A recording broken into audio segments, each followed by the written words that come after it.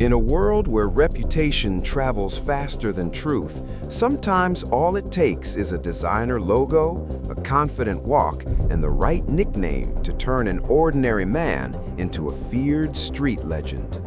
On Dublin's north side, one name began to echo through estates, online clips, and whispered conversations, not because of scars or old war stories, but because of image, attitude, and presence.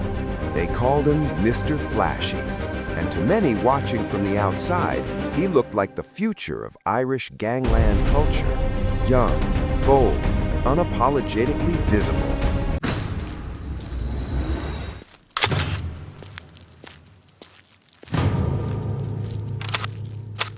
Glen Ward did not rise through the shadows in the traditional way associated with Ireland's older criminal figures.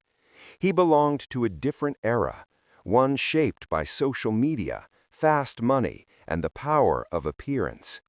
Growing up around Finglas, an area long associated with economic struggle and tight-knit communities, Glen learned early that respect was often tied to perception.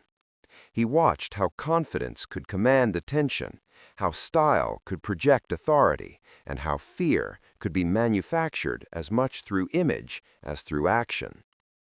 While previous generations of criminals kept their heads down, Glen moved in the opposite direction. He understood that visibility itself could be a weapon. Designer tracksuits, luxury accessories, high-end holidays, and carefully curated online posts became part of his identity. He wasn't just living a lifestyle, he was broadcasting it. To young people watching from similar backgrounds, he looked like proof that it was possible to escape limitation and command admiration, even if the path he took was deeply controversial. The nickname Mr. Flashy wasn't accidental. It reflected how Glen wanted to be seen and how he chose to operate. He embraced attention, using it to build a reputation that traveled far beyond Finglas. In an age where social media blurred the lines between reality and performance, Glen leaned into the performance. Every image reinforced the same message: confidence, control, and success. But behind that carefully managed persona was someone constantly calculating how to stay ahead in an environment where loyalty was fragile and envy traveled quickly. The more visible he became, the more people talked about him, and in the world he occupied, being talked about was a form of power. Glen understood that silence no longer guaranteed safety, relevance did. Finglas itself played a crucial role in shaping his rise. It was an area where reputation mattered, where people noticed who had money, who had influence, and who moved with confidence. Glen positioned himself as someone who had figured out the system, someone who had beaten the odds. But with admiration came scrutiny. The same visibility that made him stand out also made him impossible to ignore. People began attaching stories to his name, some exaggerated, some invented, others grounded in fragments of truth. Over time, the image of Mr. Flashy grew larger than Glen Ward himself. He became a symbol of a new gang culture, one driven not by secrecy but by display. What many didn't realize was how much pressure came with maintaining that image. Glen had to constantly prove that the reputation matched reality. In a world where perception equals survival, any sign of weakness could undo everything he had built. The confidence he projected was not just personality, it was armor. He surrounded himself with people who reinforced his status, but even among them, trust was conditional. Friendships were transactional, loyalty was tested, and admiration could quickly turn into rivalry. Every move had to be deliberate, every appearance calculated. The life he showcased so proudly required constant maintenance. As his reputation grew, so did the attention from outside his immediate circle. Law enforcement, rival groups, and community members all began to take notice. Glenn's rise was no longer a local story. It was becoming part of a wider conversation about how crime itself was changing. He represented a shift from hidden operations to public personas, from whispered fear to online spectacle. And while some saw him as a cautionary figure, others saw him as aspirational, a dangerous combination that amplified his influence even further. Despite the luxury and confidence on display, Glenn's world was built on instability. The faster he rose, the thinner the margin for error became. Every connection carried risk, every display invited challenge. Yet stepping back was never an option. His identity was now tied to the image he had projected. To slow down or disappear would be to lose everything he had worked to project. Mr. Flashy had become more than a nickname. It was a role he felt compelled to play.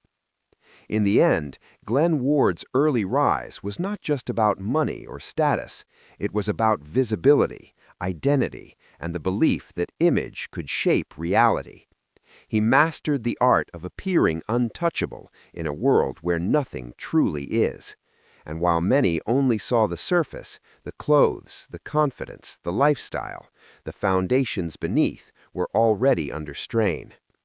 His story shows how the modern gangland figure is built not only through actions, but through perception, and how the pursuit of attention can quietly become a trap. He did not see himself as just an individual moving through his environment. He saw himself as a product of it, shaped by the streets, the people, and the unwritten rules that govern daily life in Finglas. And it was within this setting that the culture surrounding him began to shift in ways that mirrored his own rise.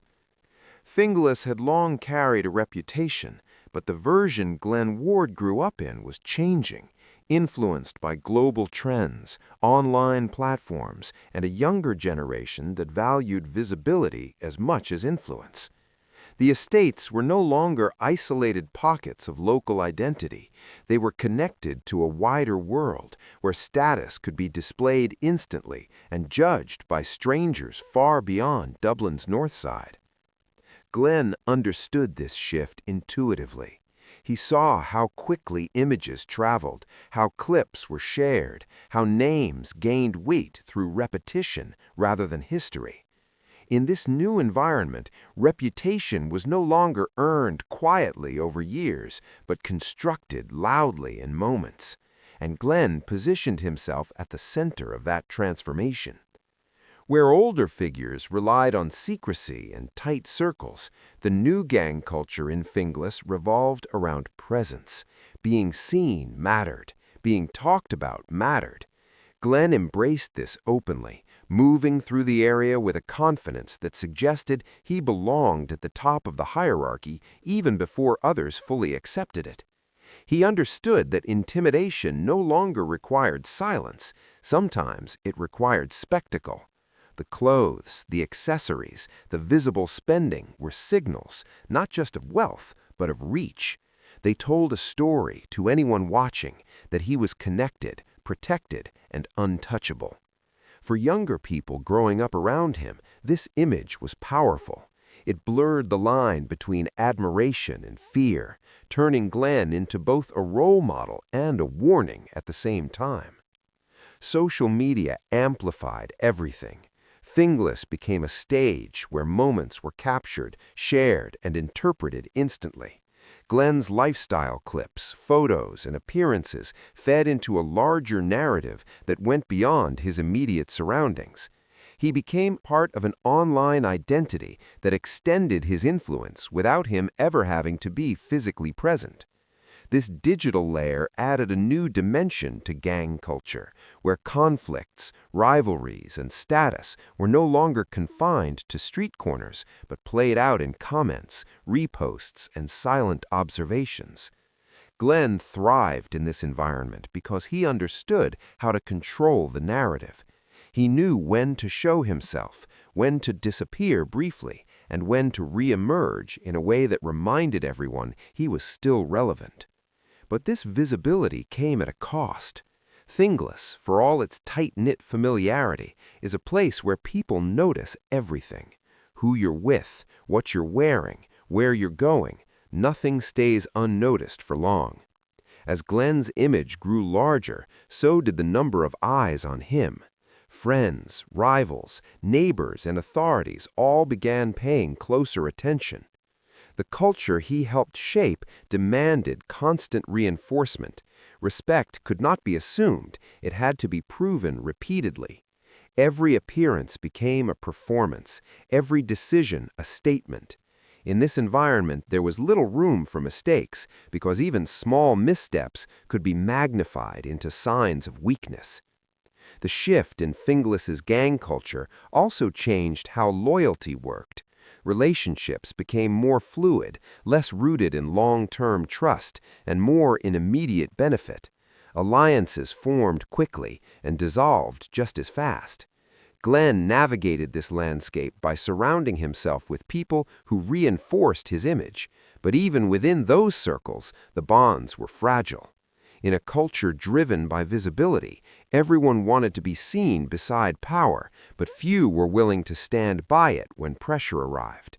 Glenn sensed this, which only deepened his need to project confidence. Admitting doubt or uncertainty was not an option. The culture he operated in did not allow for vulnerability. As Finglas evolved, so did the expectations placed on those at the top. The community began associating Glenn's image with authority, whether he sought that role or not. His presence carried weight, and with that weight came responsibility he never officially accepted but could not escape. People interpreted his actions, words, and even silence as signals. A simple appearance could shift moods, influence decisions, or spark rumors. In this way, Glenn became part of the social fabric of the area, a figure whose movements were read and reread by those trying to understand where they stood in relation to him. The new gang culture also thrived on comparison. Glenn's success invited others to measure themselves against him, to question their own status, and to challenge the hierarchy he appeared to represent. Envy grew quietly, fueled by the same images that built his reputation. Not everyone saw him as someone to admire, some saw him as someone to test. In a culture where image is power, taking that power means undermining the image. Glenn knew this instinctively, which is why he worked tirelessly to maintain control over how he was perceived. Every public moment was calculated to reinforce the idea that he was always ahead, always in control. Yet beneath this carefully constructed presence was an environment becoming increasingly unstable. Finglas's new gang culture, driven by attention and visibility, left little room for resolution or compromise. Conflicts lingered because they were observed. Tensions escalated because they were watched. Glenn's rise was inseparable from this shift, and in many ways he embodied it. He was both a product of the environment and one of its most visible architects. The streets he moved through were no longer just physical spaces. They were part of a narrative shaped by online perception and constant scrutiny. By the time Glenn fully established himself as Mr. Flashy, Finglas had already changed around him. The culture he thrived in demanded constant movement forward, constant proof of relevance. Standing still meant fading away, and fading away meant losing everything. This relentless pressure pushed him deeper into the role he had created, making it harder to separate who he was from who he appeared to be. And as the culture around him continued to intensify, it became clear that the same forces that lifted him so quickly could just as easily turn against him, setting the stage for challenges he could not control. As his position within this shifting environment solidified, the weight of power began to change how Glenn experienced everyday life, turning confidence into caution and ambition into constant awareness of who might be watching. Influence in Finglas no longer came with a sense of security. Instead, it brought an unspoken expectation to remain alert at all times. Glenn understood that power attracted attention, and attention attracted challenge. The more visible he became, the more he sensed subtle shifts around him. Conversations that stopped when he entered a room, glances that lingered a second too long, alliances that felt less stable than they once had. None of this was dramatic or obvious, but it planted the first seeds of paranoia. He began to question motives, not just of rivals, but of people within his own circle. Compliments felt measured, loyalty felt conditional, and silence felt loaded with meaning. In a world where reputation was everything, even small misunderstandings could carry long-term consequences, and Glenn found himself analyzing interactions that once felt effortless. As his influence grew, so did the number of people who felt affected by it. Some saw him as an obstacle, others as competition, and a few as someone whose position they believed they could claim for themselves. Power has a way of simplifying relationships, reducing them to questions of advantage and threat, and Glenn felt that shift deeply. Where once friendships were built on shared experience, they were now filtered through strategy. Who benefited from being close to him? Who might gain by distancing themselves? Who might profit from his misstep? These questions lingered in his mind, shaping how he moved and who he trusted. He became more selective, more guarded, and more aware that being at the center of attention meant never fully relaxing. The paranoia was not without reason. Finglas's evolving gang culture thrived on testing boundaries. Challenges rarely arrived openly. They surfaced through rumors, subtle disrespect, or calculated silence. Glenn noticed how narratives about him shifted depending on who was telling the story. To some, he was untouchable. To others, overexposed. That contrast unsettled him. Being underestimated was dangerous, but so was being seen as too powerful. He walked a narrow line, trying to project strength without provoking unnecessary challenge. Yet the very act of maintaining that balance required constant effort, and over time the mental strain began to show. Power demanded vigilance, and vigilance slowly drained the confidence that once felt natural. As enemies quietly emerged, Glenn's world became smaller even as his reputation grew larger. He limited where he went, who he spoke to, and what he shared. Familiar places no longer felt neutral, they felt observed. The streets he once moved through with ease now carried layers of meaning, each encounter carrying the possibility of interpretation. He understood that rivals did not always reveal themselves directly. Sometimes they appeared as friendly faces, sometimes as people offering support, sometimes as those who simply watched and waited. The uncertainty of not knowing where a threat might come from was more unsettling than any direct confrontation.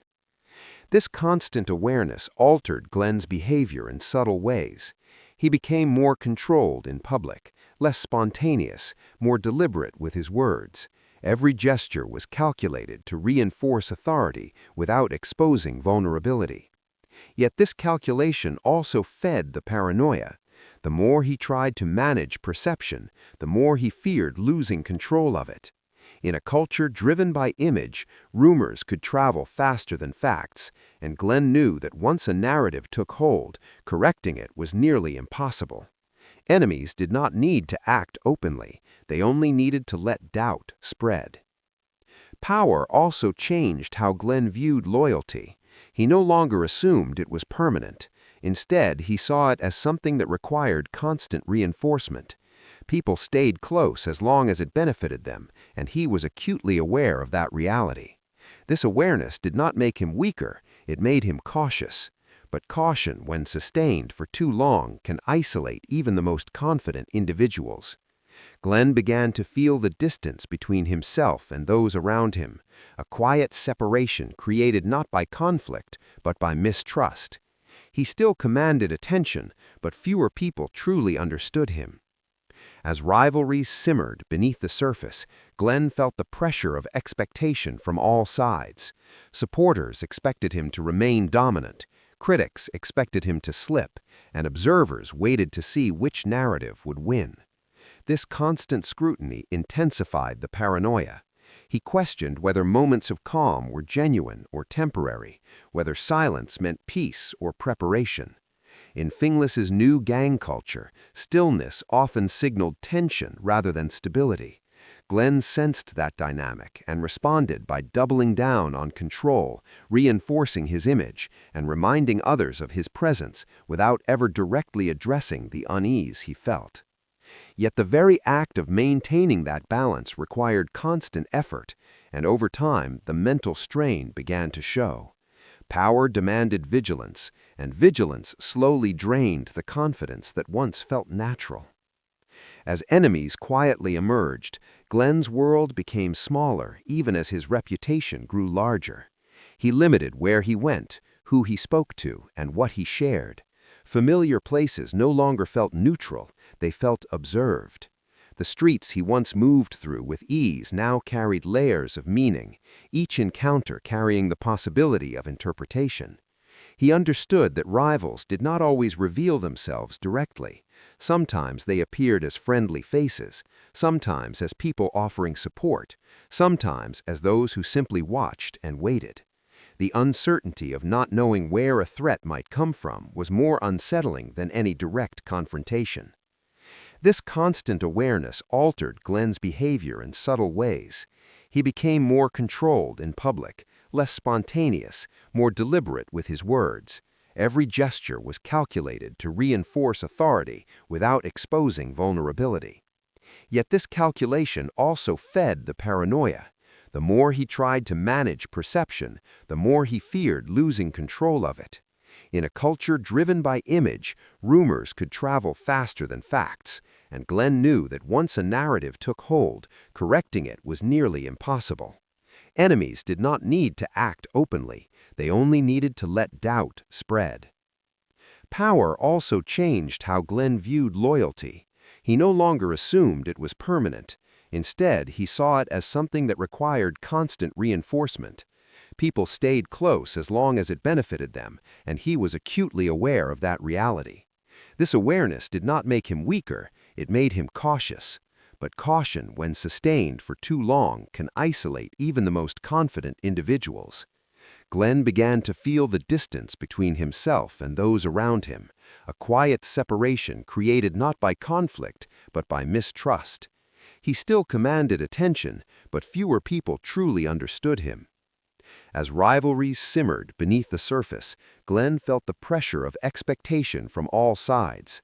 Supporters expected him to remain dominant, critics expected him to slip, and observers waited to see which narrative would win. This constant scrutiny intensified the paranoia. He questioned whether moments of calm were genuine or temporary, whether silence meant peace or preparation. In Finglas's new gang culture, stillness often signaled tension rather than stability. Glenn sensed that dynamic and responded by doubling down on control, reinforcing his image, and reminding others of his presence without ever directly addressing the unease he felt. Yet the very act of maintaining that balance required constant effort, and over time the mental strain began to show. Power demanded vigilance, and vigilance slowly drained the confidence that once felt natural. As enemies quietly emerged, Glenn's world became smaller even as his reputation grew larger. He limited where he went, who he spoke to, and what he shared. Familiar places no longer felt neutral, they felt observed. The streets he once moved through with ease now carried layers of meaning, each encounter carrying the possibility of interpretation. He understood that rivals did not always reveal themselves directly. Sometimes they appeared as friendly faces, sometimes as people offering support, sometimes as those who simply watched and waited. The uncertainty of not knowing where a threat might come from was more unsettling than any direct confrontation. This constant awareness altered Glenn's behavior in subtle ways. He became more controlled in public, less spontaneous, more deliberate with his words.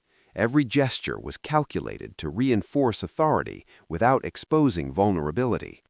Yet this calculation also fed the paranoia. The more he tried to manage perception, the more he feared losing control of it. In a culture driven by image, rumors could travel faster than facts, and Glenn knew that once a narrative took hold, correcting it was nearly impossible. Enemies did not need to act openly, they only needed to let doubt spread. Power also changed how Glenn viewed loyalty. He no longer assumed it was permanent. Instead, he saw it as something that required constant reinforcement. People stayed close as long as it benefited them, and he was acutely aware of that reality. And as that pressure tightened, the very traits that had once propelled Glenn forward began working against him, marking the slow and almost invisible beginning of a decline that few could have predicted when his image seemed at its strongest. The visibility he had relied on for influence now acted like a spotlight that never switched off, exposing every move to scrutiny from all sides. Law enforcement attention intensified, not because of one dramatic incident, but because patterns became impossible to ignore. His name surfaced repeatedly in conversations, online content, and associations, creating a profile that stood out in an environment where standing out carried consequences. Glenn was no longer just a figure of local reputation. He had become a symbol of a wider shift in gangland culture, and symbols attract focus. Each appearance, each display of lifestyle, each connection reinforced the perception that he was central to something larger than himself. For investigators, that kind of consistency raised questions. For rivals, it signaled opportunity, and for Glenn, it meant the margin for error had all but disappeared. The empire he had built was not made of territory or formal structures. It was built on perception, and perception is fragile. As attention grew, so did the number of people willing to test the image he had carefully maintained. Small challenges appeared, not open confrontations, but moments designed to measure his response. Silence became provocative, distance became suspicious, and any absence from the public eye was interpreted as weakness rather than strategy. Glenn felt the pressure to remain visible even when instinct told him to pull back. In the culture he helped shape, disappearing meant surrendering the narrative to others, and that was something he could not allow. Yet staying visible meant inviting further scrutiny, creating a cycle he struggled to escape. At the same time, the internal strain of maintaining control began to affect his decision-making. When power is sustained by constant vigilance, exhaustion follows. Glenn found himself reacting more than planning, responding to situations rather than shaping them. The confidence that once felt effortless now required effort to maintain. He still projected authority, but those closest to him noticed the change in tone, the cautious pauses, the measured words. The image remained intact, but the foundation beneath it was no longer as solid. In an environment driven by momentum, even a slight slowdown could be costly. Law enforcement pressure did not arrive dramatically, it built steadily. Increased observation, routine stops, quiet questioning, and the slow tightening of the net all contributed to a sense that the walls were closing in. Glenn understood the message. The lifestyle that once signaled success now signaled exposure. The same social media presence that amplified his reputation also preserved a record of movements, associations, and patterns that others could analyze. In the modern landscape, the digital trail mattered as much as physical presence, and Glenn's trail was impossible to erase. The attention he once welcomed now felt suffocating. Meanwhile, alliances that had once seemed solid began to weaken. Some distanced themselves quietly, sensing the shift in momentum. Others became less reliable, more cautious about being seen alongside him.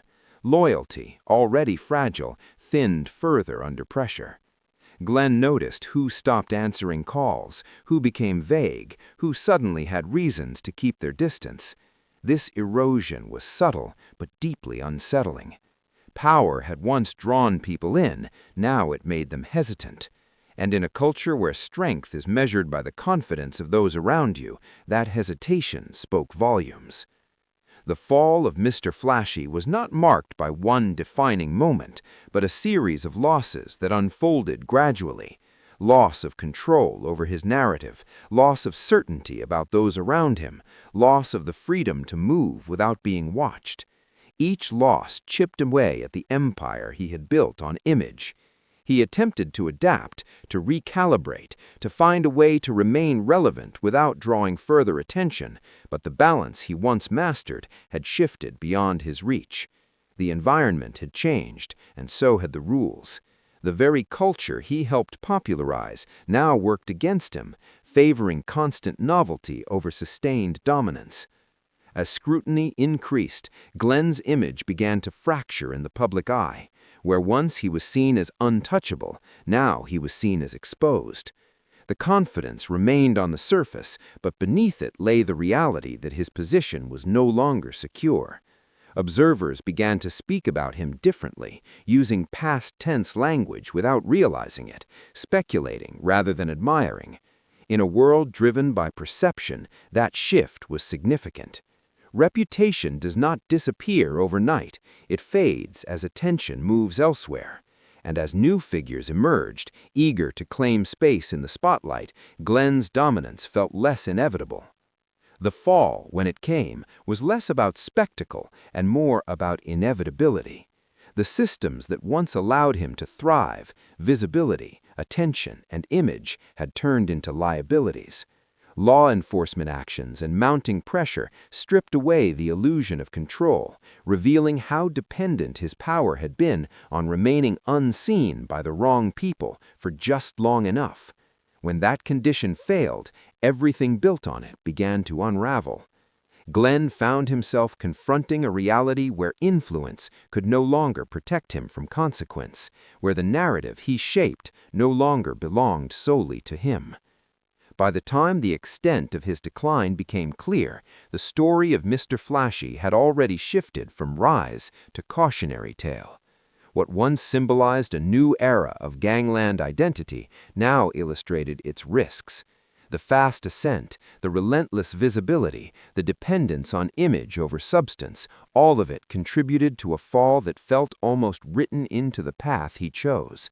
His empire did not collapse in chaos, it dissolved under pressure, scrutiny, and the unforgiving nature of the spotlight he had stepped into willingly.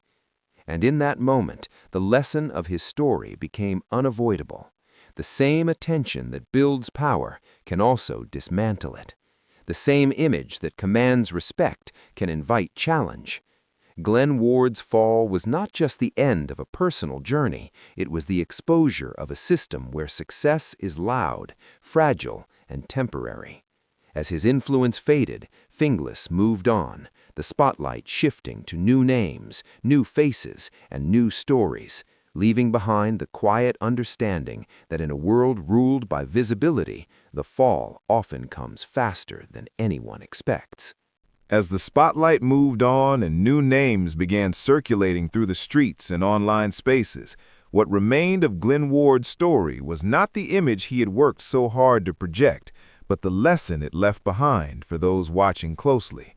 In Finglas and beyond, people began reflecting on how quickly admiration had turned into caution, how confidence had transformed into exposure, and how a lifestyle built on visibility carried consequences that could not be controlled once momentum shifted. Mr. Flashy's rise and fall became a reference point, spoken about not with excitement but with understanding, especially among younger people who had once seen his image as aspirational. The designer clothes, the luxury trips, the bold presence, these were no longer symbols of success, but reminders of how fragile that version of power truly was. Conversations shifted from admiration to analysis, from "look at what he has" to "look at how quickly it disappeared." Within the community, Glenn's story settled into something more complex than simple judgment. People recognized that he was not just an individual who made choices in isolation. He was shaped by an environment that rewarded attention and blurred the line between influence and risk. His legacy became tied to the era he represented, a time when crime, identity, and social media collided in ways that reshaped how power was displayed and challenged. Older generations saw his story as confirmation that the new style of visibility was unsustainable. Younger ones saw it as a warning that the image sold online rarely reflects the pressure behind it.